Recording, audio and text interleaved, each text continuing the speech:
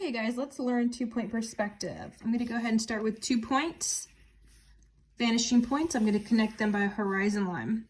2-point perspective needs 2 vanishing points so that we are able to pull an object wide. So I'm going to start with that frontal corner of a box. I'm going to place it beneath my horizon, and I need to make sure it's perpendicular to the horizon. If it were to intersect, it would create a 90-degree angle. Okay, I'm going to put a point at the end of my line, and I'm going to connect every point to my vanishing point. Okay.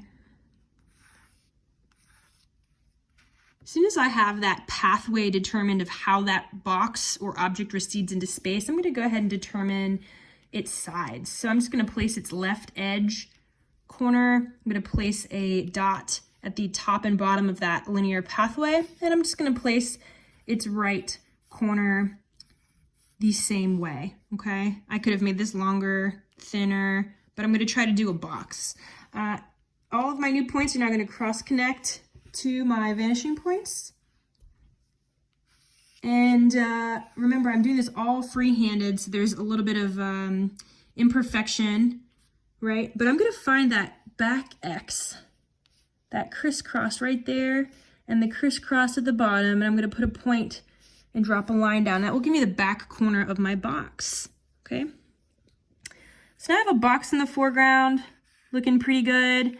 I am going to now try a box on the horizon, okay? And then we'll do one above, right? So this is a box in 2-point.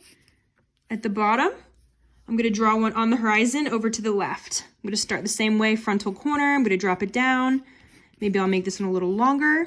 I'm gonna put a point at the top and the bottom of my frontal corner, and I'm going to now connect my dots to my vanishing points, okay? Let's remember that when something sits on the horizon, we will not see the underbelly or the top. Okay, so I'm going to go ahead and drop my corner on the left, and I'll go ahead and do so for the right. Now, these sides would like to be parallel to that center corner, just like we did for our bottom box. And all of my new dots are going to connect to my vanishing points. So I'm going to cross connect them. Okay. When I do that, I'm going to find the back corner where that X is, okay? Now I found that back corner of my box. I've got the top, his little underbelly. If we were to see him, okay, if this were 3-dimensional, this might become hollow. Okay. I'm going to do a box now above the horizon. Off to the right. Okay, I'll start with that frontal corner again. I'll give you the example of like a pizza box, something long and thin. I'm going to place a dot at the top of my line. Make sure I cross connect to my vanishing points both ways. I'm going to drop corners down now in that pathway. Remember, parallel to that central corner. Okay, since I'm doing a pizza box, I've got to make it a little bit wide and flat. Now I'm just going to take that same procedure. I'm going to cross connect my points to my vanishing points. And now can find my back corner, that crisscross. I'm going to drop that line. There's my pizza box. Okay, so I've just found the underbelly of the pizza box. Okay.